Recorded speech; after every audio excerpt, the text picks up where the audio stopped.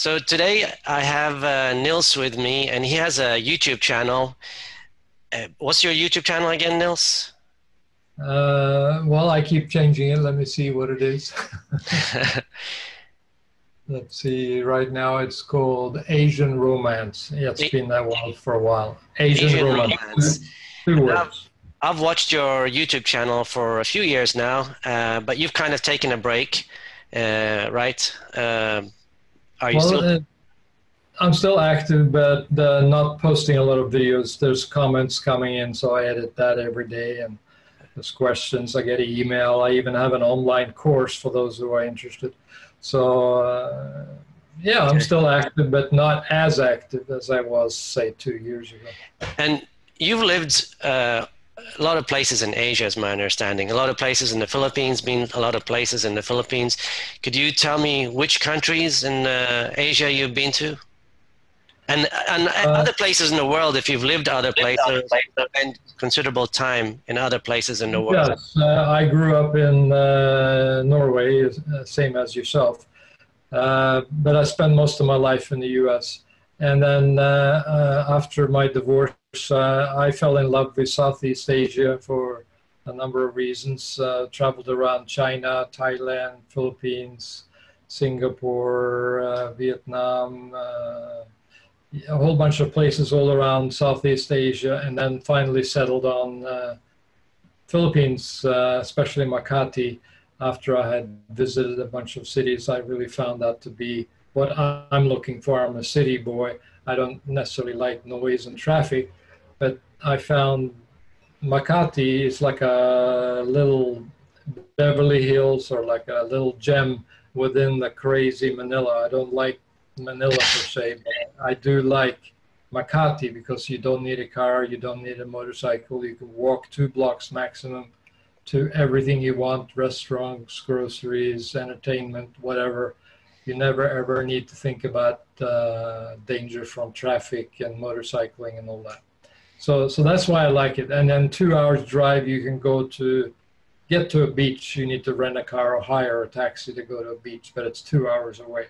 So you can do that if you want, but it's not a beach city. You know, Makati is still in the middle of the crazy Manila, but it's green, lots of parks. You don't have any of the problems that the big Manila has. You know, poverty, noise, pollution, all that. Makati is very clean. The air is clean. Everything's nice. So, that's good to know. So the pollution is not that bad in Makati, and they have parks. Now, when you say parks, we have parks, and I live in Dumaguete, and we have parks in Dumaguete, but you can walk around the whole park within 3 to 5 minutes. So it's not really, it's not really a park. It's just a green patch, you know. So, I mean, do they have real parks like in the US where it takes you an hour to walk around or 2 hours to walk around? I mean, is it one of those, or is it just a small little green patch where you can just walk 5 minutes? They have everything from the green patches you described to something that might take you 10, 15 minutes to walk around. It's not like an hour walk, no, but it is a park, and there are many of them. So whenever you walk around Makati, you sort of feel you're not just walking asphalt, and you see any trees. You actually hear the birds, you can see the trees. You know, it's a combination of park and city living. Because I've been to Manila, and I was there for 1 day, and I got the hell out. I was like, oh my God, the traffic was so bad, the beggars and the pollution and the noise. I'm like, I can't stay here, I'm leaving. So I left straight away. But it's good to note that there's a part of Makati that's, part of Manila, Makati, that's really nice. So that would be a good place for people to consider if they're city people, because I think you're the one who mentioned that the healthcare there is really good as well, right? Maybe you could say something about that. Yeah, within walking distance, again, you have the #1 hospital, or I think #2 hospital in the Philippines, which is Makati Medical. The second one, which is St. Luke's, it's not within walking distance, but within 10-minute car ride, you can get to that as well. So those 2 hospitals, they are the best in the Philippines. And if you're an older guy like some of us, you want to be near a hospital, a good hospital when you're in the Philippines. I would feel nervous if I traveled to Dumaguete or any other smaller city where the hospital is basically non-existent, so very, very small. Well, actually, Dumaguete has at least 3 hospitals that I know of. One of them I would not go to, and they have Silliman Hospital, which is an okay, and then they have the Ace Doctors Hospital, which is supposedly a pretty good hospital. But I think one of the problems here in general in the Philippines is like ambulances. The people that are in ambulances are maybe not don't have a long education how to help people in distress. So typically their only job is to take the person from A to B, and while in the US and Europe they'll actually stop and, you know, take care of you before they take you to the hospital. So I've known one person that I would probably venture to say if he was in the US or Europe, he would have got to hospital in time. He had a heart attack. I'm not going to mention names, but from what I've seen, he probably would have survived in the US or Europe. So that is something to consider if you are not in the best of health. Even in the best of health, I think healthcare is very important because, like we were talking about before we got on air, is that in Dumaguete, the traffic is pretty bad and pretty dangerous, and people here, especially the expats, that can drive like crazy, and they'll be coming towards you at 80 kilometers an hour, and you have to basically swerve out of the way. And something bad can really happen in an accident. And if you don't have good, healthcare, you could die or, lose a leg or lose an arm or be paralyzed because they couldn't get to you in time. So that's something really to consider before deciding, especially I think the older you are, the more consideration you have to put into that. And also the health condition you are. I mean, some people have underlying conditions that they have to be close to a health facility. So right. But most people, including myself, we walk around thinking somebody is going to have an accident, somebody's going to die or have a heart attack, but that's always somebody else. Yeah, not me. We'll live forever, right, Nils? Right. And then even if you're an older expat like myself who is in good shape, I had a wake-up call a few years ago when I went to Makati. A day after I arrived, I could not go to the bathroom, and I was in very good health up until that day. I realized that there was an issue with a prostate, an overlarge prostate, and if I hadn't have walked over to Makati Medical, that saved my life basically, I would have died. It was very serious, so that kind of hit me hard in the face. I don't want to risk living in a smaller city or out in the villages, the provinces somewhere. It's just too risky, even though I'm in good health. Something can happen, something unexpected. And the older you are, the higher the chances is that something will happen, Correct. And even if you're a young dude, you're, 100% expert and good health. Motorcycle accidents happen to everybody. And I had a friend of mine, actually Norwegian also, living in Bohol. He had 2 accidents in 10 days. First accident was his fault. He basically took a curve too fast and fell off, and luckily there was no oncoming traffic. So he got a whole bunch of, scratches and scrubs and, burns. And I think within 10 days he went to drive just down to the store, which was only maybe 200-300 meters away. And he didn't wear a helmet, of course, silly guy. And another motorbike hit him from behind, and he went flying backwards, hit his head here. Luckily, no major damage, no brain damage or nothing. And but he told me he's selling the motorbike. He's not riding the motorbike anymore. He's done. I'm like, yeah, I would too. If I had 2 accidents in 10 days, I'd be like, I'm done. Buy a car. Wow. Yeah. So exactly. And he was probably a younger guy, right? He's 5 years younger than me. So yeah. But the age really doesn't matter. It's an accident. It doesn't really matter. So yeah. That's my point. I mean, so as you get older, I agree with you. You're increasing your chances of needing hospital care. But even as a young dude and you're riding a motorcycle, you might need a hospital too. So it's always good to be near a big city with a big hospital and modern equipment, etc. That's true. And as you know, in the Philippines, it's a poor country. So they try to save money on equipment wherever they can. And you need to be in a big city like Manila or Makati, as I prefer, where you can find hospitals that actually do spend the money for the Western equipment. And, you know, they cost a lot of money to have this good And stuff they around.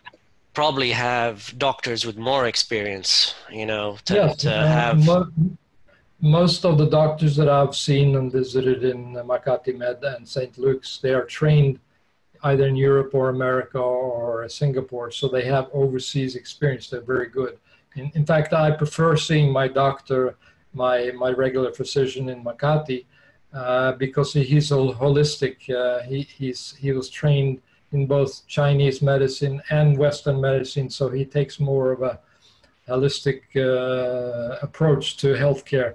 I have a video about him on my YouTube channel for anybody who wants to. I'll actually check that out because I'd be interested in that if I ever moved there. But okay, so you've lived in Makati, obviously, and you seem to love Makati. Other cities you've lived in or been to in the Philippines that you could talk about? Yes, I've been to Cebu, of course, Boracay. Cebu City. When you say Cebu, you mean Cebu City or Cebu Island? Correct. Cebu City. Okay. I have not been to Dumaguete, but after I traveled to a couple of cities, Angeles City and a few others, I just concluded, no, there was nothing better for me, at least, than Makati. So okay. I just kept coming back. And once you start getting your roots down, whether it's for a month, once a year, or whether it's 6 months or 3 months every year or full time, you start developing a network of friends, you start having girlfriends, and it's sort of hard to break out. You kind of do what you're comfortable with. So I've been there for more than 10 years now in Makati, and I have a bunch of expat friends there, a bunch of Filipino friends, and it's comfortable for me. Yeah, I understand. It's kind of the same way it's become in Dumaguete, but I'm going to try to break that ice, and I've kind of decided if international travel is not allowed, I'm going to, once domestic travel opens up in the Philippines, if it opens up, I'm going to go ahead and probably go to Davao and some other places just to move around, just to see how I like it. Okay, other places you've been in Asia, I know you're in Taiwan right now, right? Yes, I'm in Taiwan for health virus reasons. It's very safe. We've only had 7 people pass away from the virus in this year. So you walk around like outside in the grocery store and the malls, like there's nothing there, you know, there's no disease at all. So it's just normal living, totally safe. So no mask? Don't wear a mask over there? No mask. I think last week, because they are worried about the second wave, they're now requiring a mask when you go into the grocery store. But that's a new thing that they implemented about a week or 2 weeks ago. Okay. But other than that, you go anywhere you want, no mask, no health checks, no nothing. And you've also lived in Thailand? Yeah, I've been to many cities around China. I went to Thailand, went to Vietnam, Singapore, Hong Kong. Let's see, what else? So have you lived or just been to those places? I mean, vacation or?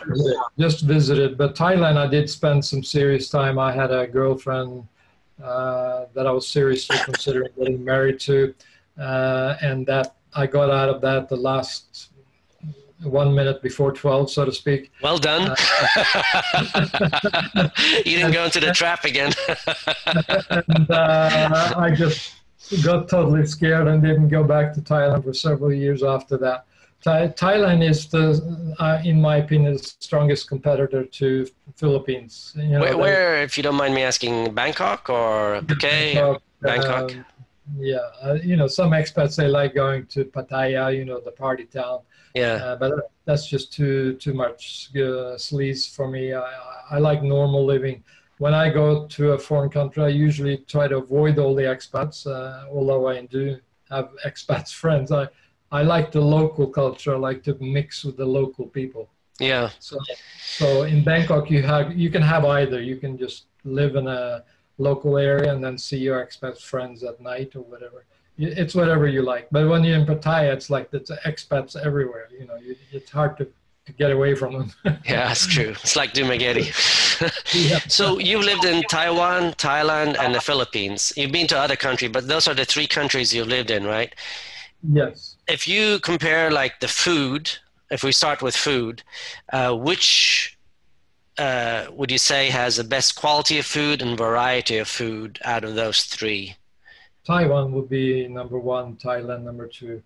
Philippines is not even on the list. Yeah. That's Philippines is way down, I know. No more. So infrastructure, of course, it would be, who would you say? Infrastructure, I would say Thailand probably is number one. Thailand, okay. Thailand and Taiwan, they're about the same level.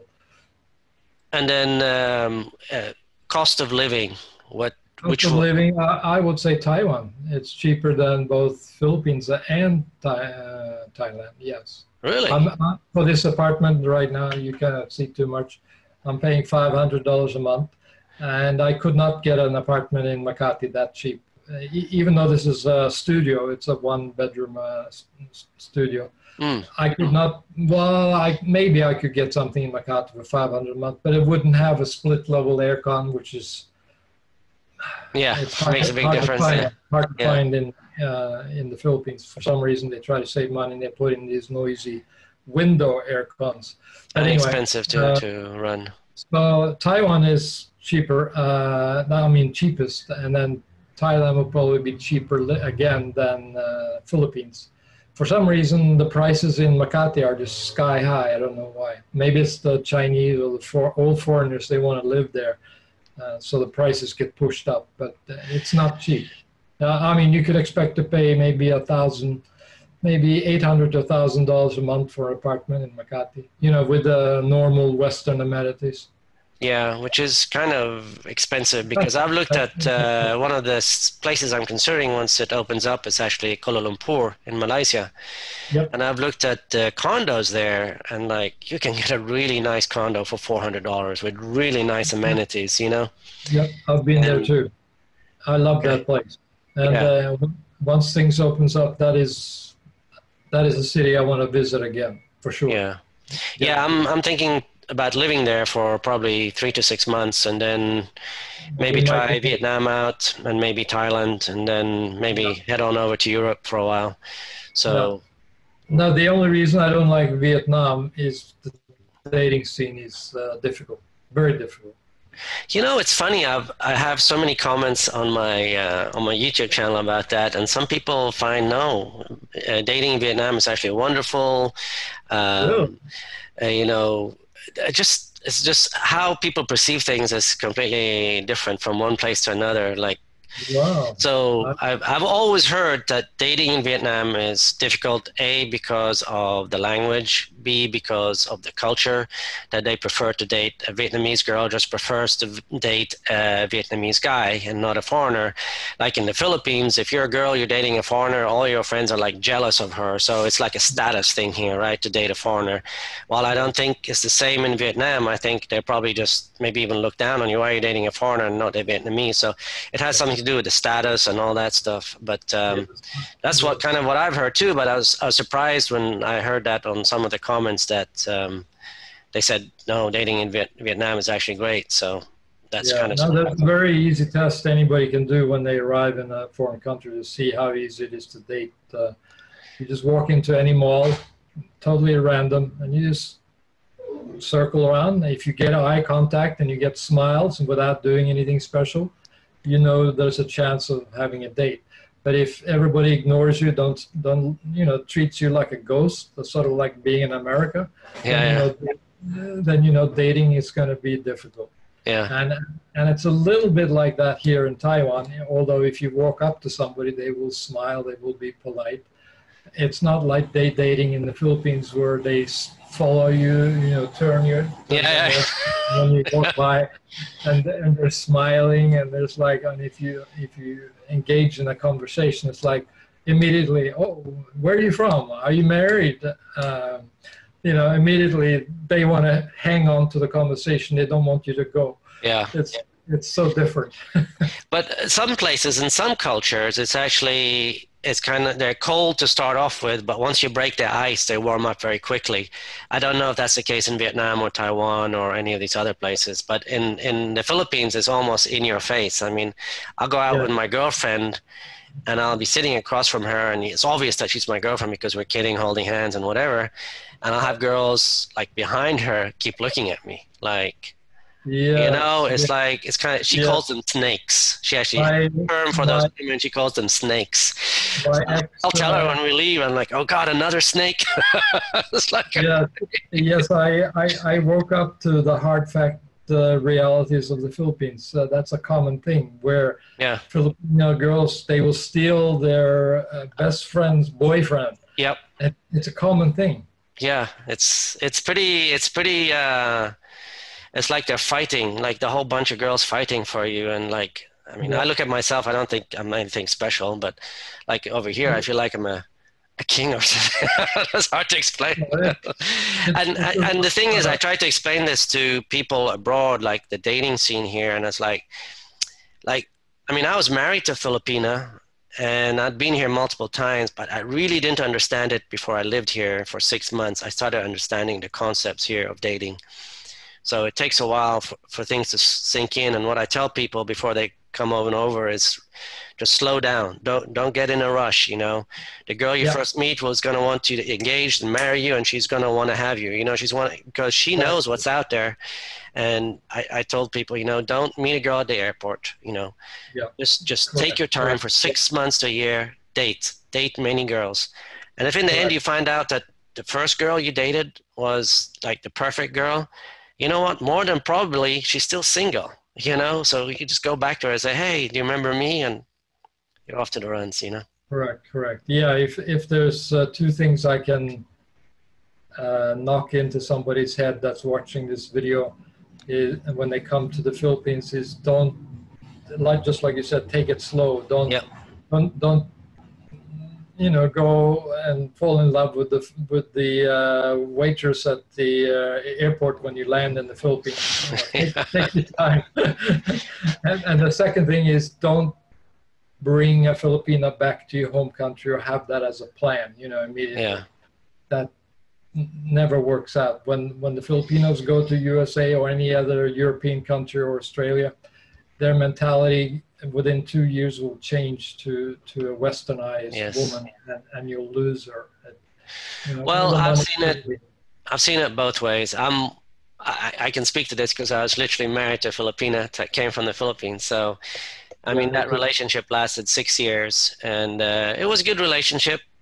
We had our ups and downs like everything else, but it was good, but it didn't last. And I'm kind of happy it didn't, because I'm here now. So, and I met Mia. So, but I've seen it where the relationships have last, and I think it also depends. Of course, it depends on the girl. Their like how innate their morals are and how down to earth they are, and if they're not just with you to get to the US, you know, they're actually with you because they care about you. But also depends on their age, you know, if they're 18, 19 and they go to the US and they go to work, well, they're going to get influenced by those girls there. And those girls are going to see you 20, 30, 40 years difference. And they're going to say, well, is that your dad? Is that your grandpa? And you say, no, that's my boyfriend or husband. They're going to like, what? You know, you can do much better than that. And, you know, it's just, then they start pushing their agenda or their morals onto you, and you're going to get influenced by that. I think we all get influenced no matter where we live. I mean, I get influenced by living in the Philippines, you know, and I'm 53 years old, and I still get influenced. Wherever you live, you're going to pick up certain traits of the place you live in, you know, so yeah. But I've seen it where the relationships have held, and like my friend and his girlfriend, they have over a 40-year age gap, and they're still together 15 years later. So it really depends on the girl, you know. That's good to hear. Just like yourself, I was married to a Filipina in the U.S. And when I do my talks with other expats now, there's a lot of guys that just don't recommend taking your Filipina back to the Western country. the risk is so high that something just like you described something will happen, something will go wrong, because just like you said, the networking of all the other Filipinos that have been there for years, and they try to knock on the girl's head and say, hey, do you realize if you get a divorce with this guy, you'll get half of his assets? And then the court system in the U.S. are very women friendly. Kind of But there's one thing I've always said: if you do bring anybody over, and there's a big difference in assets or potential of what you can make in money, which usually is because you're the older guy and you've worked all your life, so you probably have a higher income and much more savings. But if that's the case, what you should do is go to a lawyer and get a prenup. And there are certain guidelines for prenups, like, for example, she has to have her own lawyer. And number 2, you have to videotape the prenup. Number 3, it has to be 30 days before the wedding, so she can't talk about duress. And another important thing that's people don't mention that's very important is that you sign a postnup a few months after the wedding, so she can't say that the prenup was under duress because you've already signed a postnup a few months. So you already got married, so you didn't really have to sign the postnup. And every year after that, have her sign a postnup. So there's never, at that point, you can't go to the court and say duress. And that's really the only way out of a prenup, is to say that you signed it under duress. Right. Now, if you're married, if you just got married and 3 months later you present the postnup and she refuses, at that point you just file for divorce straight away. And at that point you're not gonna share assets, and not for a 3-month wedding. It's gonna probably just get annulled or something. So there are ways around that to make sure to secure yourself financially. And some people are in a situation where they want to work and they're making good money and they don't want to retire. So I still think it's an alternative to bring someone over. But if it was me, I'd probably have. You can't really help who you fall in love with, but I would have tried to date someone a bit older than I dated at the time. At the time I was 37, 38, and she was like 20. I should have dated someone like 25 plus, maybe 26, 27, 28, who was done with their education, maybe was a nurse and so on. But she was already living in the U.S., or had she just arrived and needed a green card? No, she was in the Philippines. So. Oh, she was in the Philippines. Oh, yeah. Okay. Yeah. So, but it was before, it was really before all this. It was just at the start of dating online. This was 2006, 2007, like that. So I recommend all my viewers now, and I'm not popular for saying that, because a lot of guys, they're stuck in the U.S. or in a Western country with a job. They can't move. Don't bring a Filipina to your home country. Don't marry her. Go to the Philippines, enjoy your time with her, figure out a way to stay there more. That's what I recommend. I would recommend the same. And if you do bring someone over, this is really important. Don't make her pregnant, because if you make her pregnant and she leaves you after 2 years, basically you're stuck in the U.S. for the next 18 years, because you're going to have to work to pay child support. There's no choice. So you're basically a slave to her and a slave to the state. So unless you want to be a slave, just don't get it snipped or something, man. If you're bringing a girl over, get it snipped. Make clear to her that you're not going to have kids. That's it. But here's what both our viewers will say when we talk about this stuff. They're saying or thinking, my girl is different. Yes. what we call one-itis, right? It's like, my girl is different. Yeah, she would never do that to me. But that's what everybody says when they're getting married, right? No one says, oh, she's going to divorce me in 5 years, So I have a saying is always hope for the best and plan for the worst. That's all you can do. Yeah, no, that's good. You're very level-headed. I don't know if your viewers are aware of this, but Norwegians, which we both are, they're very down to earth, very stable. They're not into any of this airy-fairy California stuff. They're very stable. Yeah, they are. They're hard to get to be friends with, but once you're friends for life. Yeah, once you break the ice, that's the way it is. I mean, I think my viewers know this. I'm not sure if you know this. I was actually born in England, so I'm British by citizenship. My mother is Norwegian. I lived in Norway for 15 years, and I've lived in the US for 20 plus years, and I'm also an American citizen due to becoming naturalized in the US. And I still consider myself Norwegian because, like, if there's let's say you walk into a bar and there's a bunch of Norwegians, a bunch of Americans, a bunch of Canadians, Australians, I'll go talk to the Norwegians. That's just, and it's nice actually. In Makati, we have a large Norwegian, mostly Norwegian, but also have Swedes and Danish. And my neighbor, who's also my landlord, and my best buddy, he's Norwegian. So wow. It's a great Scandinavian environment in Dumaguete. Another place that has a lot of Scandinavians is actually Toledo in Cebu. So there are these little communities, Scandinavian communities in the Philippines. I don't know how it is in Makati. Not so much. It's more mixed. Mostly Chinese. In my apartment building now, it's like 95% Chinese in Makati. Actually, I got out of the lease now because of the virus. I can't even go back to the Philippines right now, even if I tried. Yep. So I canceled the lease. But 95% of the people in that building is Chinese. Yeah, it's kind of sad in a way because they're just taking over the Philippines. It's becoming a province of China. It's even going to get worse now because I don't know if you I go to Facebook Marketplace and I like to look at homes, rental prices. I like to look at things for sale. And there's a whole bunch of resorts for sale and homes for sale, condos for sale, and they're not selling at all. And the prices are starting to dip, but they're going to dip even more. And guess who's going to come buy them up once this is over? It's the Chinese, right? They're going to come in and buy everything up. All the resorts are going to be Chinese, so to say, but because of them, the virus is out there, but they're going to make lots of money on this, which is kind of sad, but that's the way it is. That's true. Yeah. So we started off talking about prices in Makati at the beginning of this video. Yeah. But I think part of that rise is due to all the influx of Chinese. They're pushing the prices up, and my realtor told me they usually come in with briefcases of cash, and they just hand her 1 full year worth of rent payment up front.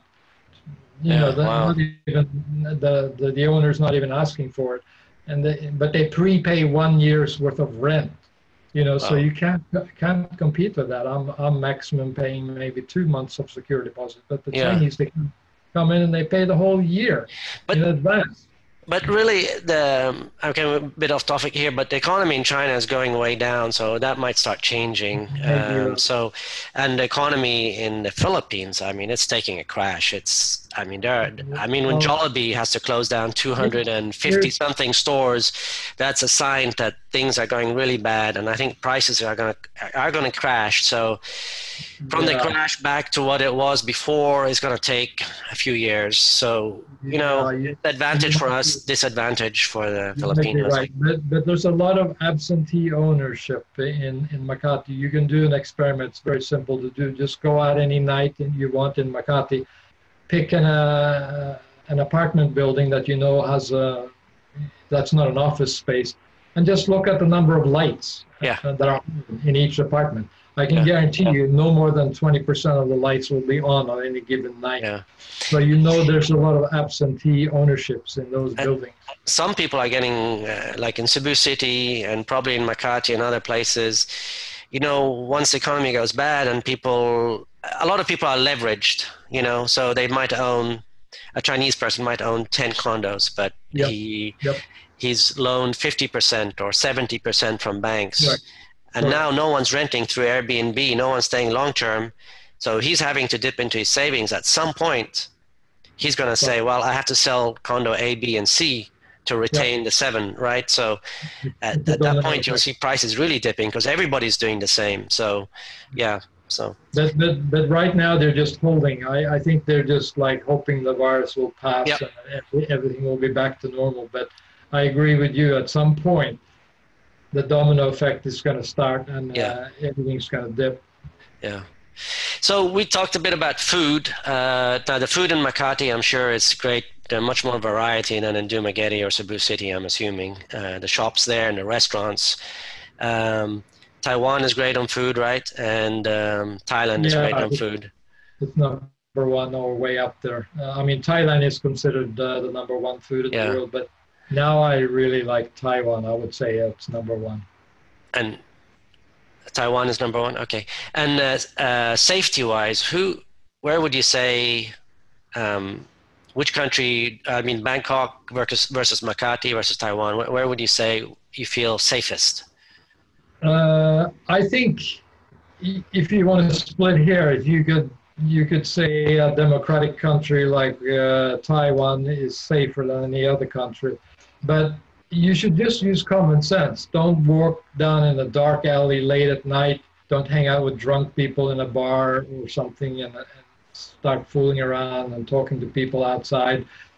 Just use common sense. I mean, the only time you get into trouble is when you interact with locals or other people in a shady neighborhood. You know, if you go to red light districts or hang out with prostitutes, you know, that's not a good thing. Use common sense. Stay home at night, which is what I do normally.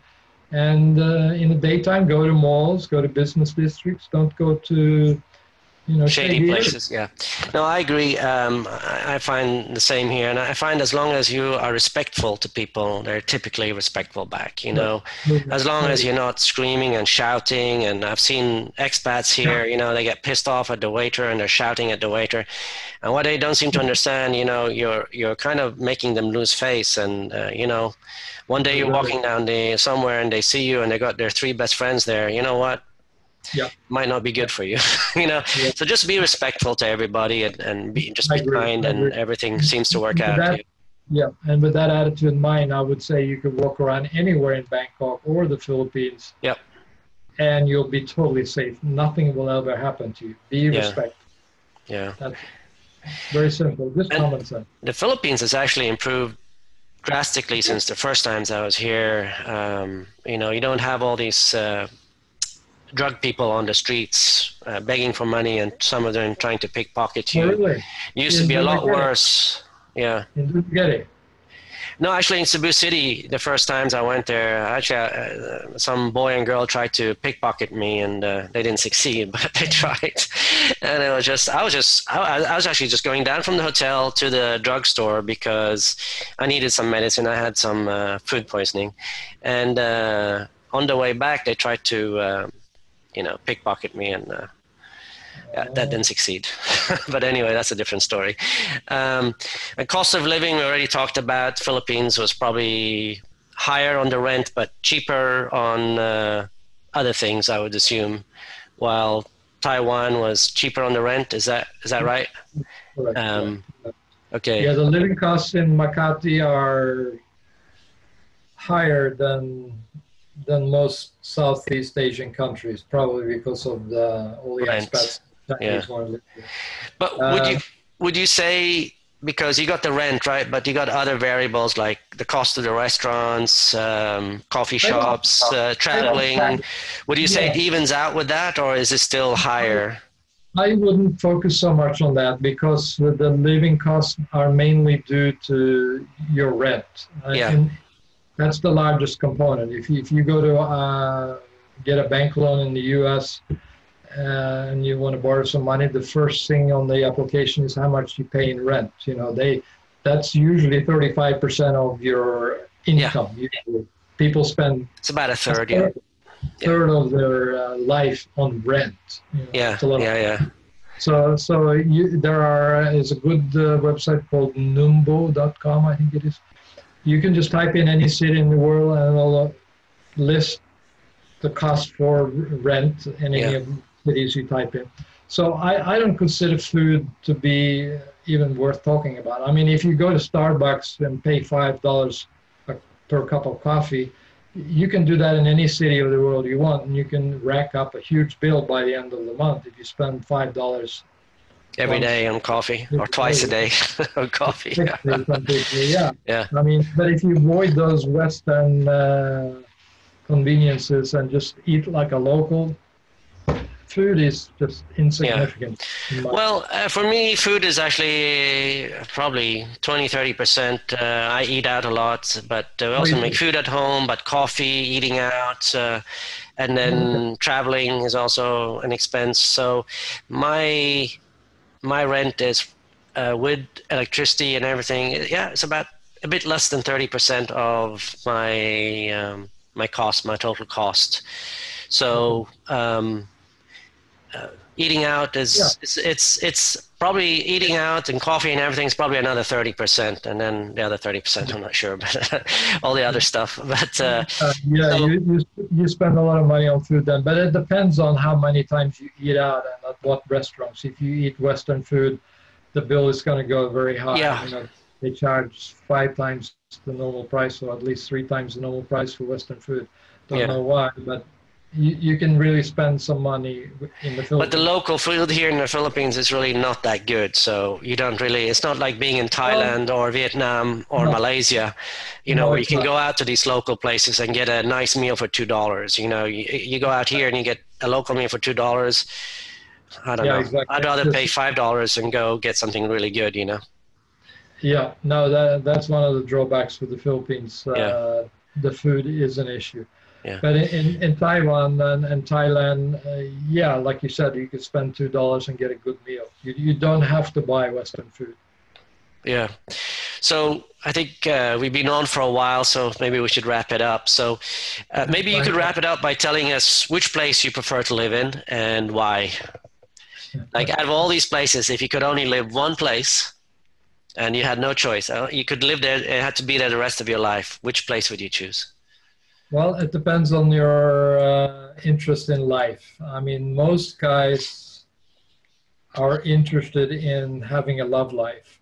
So if that is still the major factor, there is no question about it. Philippines is number one.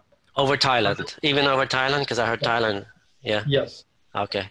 I don't care how many out of stock I keep hearing when I go around and living in the Philippines. Oh, wait a while, sir. Wait a while. Yeah, wait a while, or all of the other synchronous. We don't have to get into that, but there's a lot of issues in the Philippines. Yeah.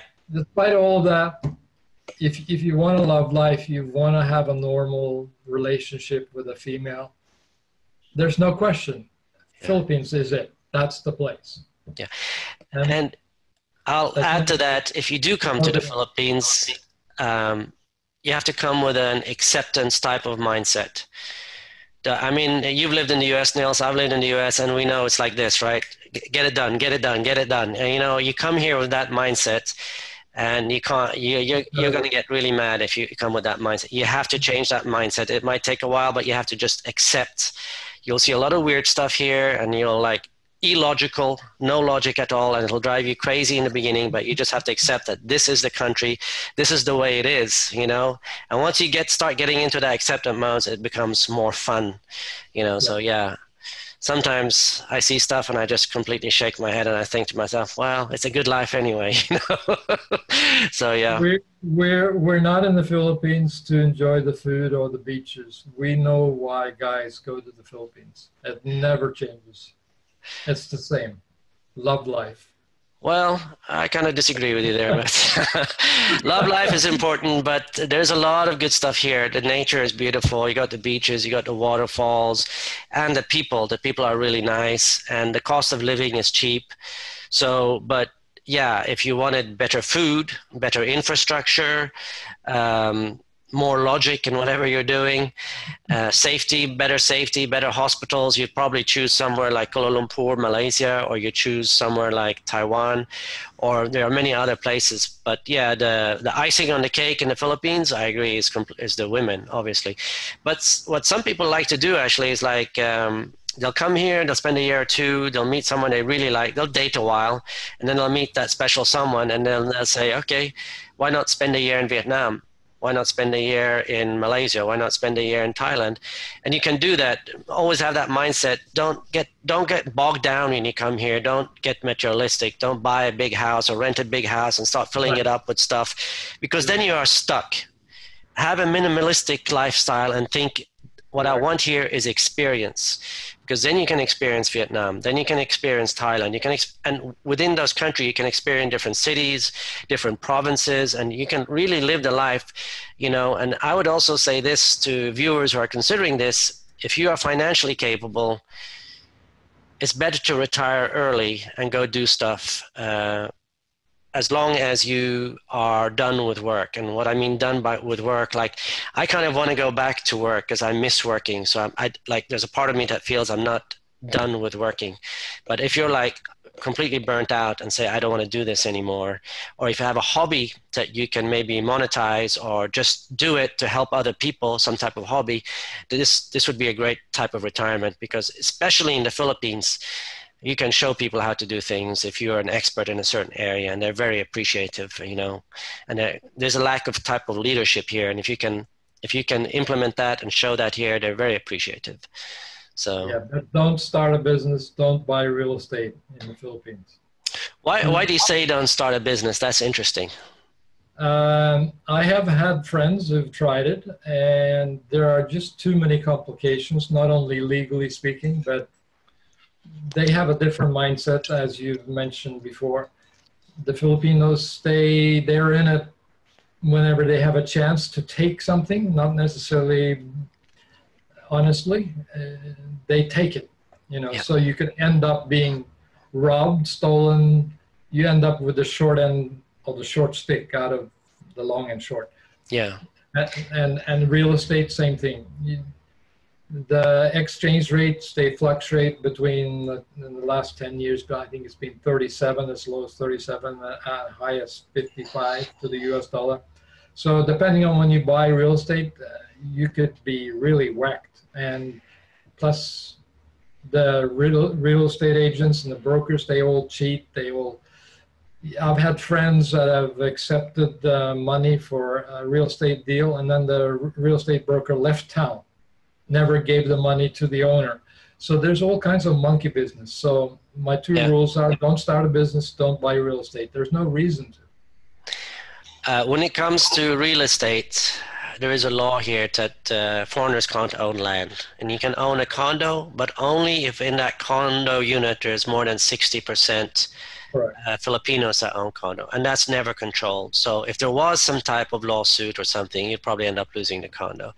Right. So you never want to put your money in somebody else's name. I mean, I've got a video, I think it's called The Biggest Scam in the Philippines, about that. You really do not want to buy.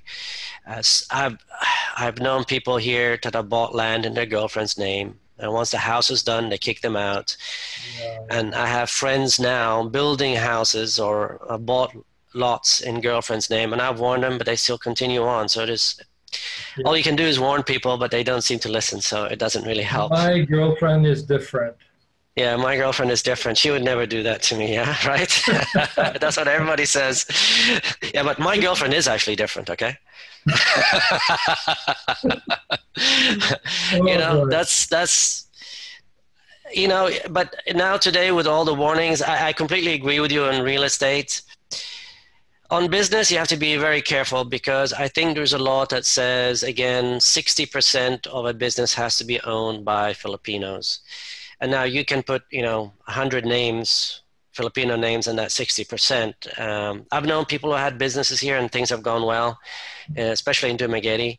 So, but yeah, like you say, you have to be very, very careful and not put a big, let's say you have $1 million, that's your savings. You know, don't put 500,000 in a business. I mean, if you're going to start a business, maybe a small coffee shop, put 10, 20,000 down and rent a place. Could work, because even if you lose everything, it's a small loss compared to your savings, you know. Sure. But putting a big amount of money that will make you financially insecure, meaning you might have to go back to work, is just not worth it, you know. Just not. I completely agree with that. Not worth it, and there's really no reason to. I mean, starting a business in the Philippines is debatable whether it's even going to make money, and real estate is questionable because of ups and downs. Fluctuation and peso to the US, yeah. So there's really no reason if you come from the US or Europe where markets are stable, you could have an investment in the stock market. It's always going up. Yeah. That's what people have asked me, like, I want to put money into a house because I want to, you know, when the market goes up, I want to make some money and all that. And so if that's all you're into, you can just buy REITs in the US, which are much more secure and probably pay you, you know, anywhere between 4 and 8% depending on the REITs. And you know, if you buy a house here, I mean, I look at houses here, like how much they cost or how much they're asking and how much the rental price is for a similar house. You're talking 3-4% yearly, you know, return on investment. I wouldn't take a risk for 3-4%. I mean, that's crazy. I mean, if I'm going to do, if I'm going to buy a house, I've got to at least have 8, 9, 10% return on my investment. Otherwise, forget about it, you know, and you're not going to get that here. You're just not going to get that here. No, exactly. So yeah, but there is one exception to the rule, and that is if you have a big heart and you fall in love and you're starting a life with a woman in the Philippines and you live there and you have children or whatever, yes, then you could buy a house, put it in her name, and just basically assume that you'll never ever get anything back from that. But it's a gesture on your behalf to her in case you pass away, so she has some assets, she has some value in a piece of property. That will be the only exception. I have to actually disagree with you on that, and the reason I say that is because you're kind of giving her an incentive. Because the relationship can be loving, right, and everything's going well, she's not cheating, she's actually loves you, and then you buy a house, you buy the lot, everything is in her name. And then suddenly she finds somebody else, a lover or whatever, and things go bad, and then you're getting kicked out. But if it had been in your name, you know, there's an incentive. There's also an incentive. But yeah, you could just do a will where if you die, and whatever you do, don't tell her. Absolutely not tell. I don't talk to my girlfriend about my finances. She doesn't know how much I get monthly. She doesn't know how much I got in the bank. Nothing. You know, that's my business, and I never. You know, only my best buddy knows how much I have and all that. So whatever you do, don't talk about your finances here. Don't boast that, you know, I got $1 million in my bank and I got $3,000 coming in every month. Whatever you do, do not do that. That's putting a big bullseye target on you for scammers and kidnappings. And, you know, if she knows that, okay, if you die, I'm inheriting $1 million. I'm not saying anything bad would happen, but you're kind of like, giving people an incentive if her family needs a house and her family needs this and the pressure is on her, you know? Yeah. I just don't take that chance. Don't do that. But I'm saying the only exception is if you're an older guy, you know you're going to pass at some point, maybe you have 10 years to live, and you're getting married to a Filipina, you have a son or you want to take care of her children. Yeah. Then that's the only possible exception where you buy property and you're not expecting to ever get anything back. And if she kicks you out, you're totally fine with that too. But yeah, as long as you're totally fine with it, yeah. The only exception would be you're doing it as a goodwill gesture towards her, and you only have a few years left to live, so you just want to make sure she's safe. That will be the only exception. And you want to make sure your child is set in a nice place, and you know, that's very important. If you do have a child with somebody here, even if you hate that woman you had a child with, at least leave something to that child. Make sure the child has an education, and you know, yeah. So and I still can't wrap my head around why some Filipinos are so forgiving with their ex-boyfriend who just runs away after they got pregnant, and now they're stuck raising a single child. I just don't get that. Every single time I ask, well, why isn't the boyfriend helping pay for the baby's milk or whatever? And they say, oh, no contact. Lost contact. Yeah. It's just. But you know, it's kind of nice because you go to the US, they're so hateful. Even if you're helping out and sending money, they still hate you. You know?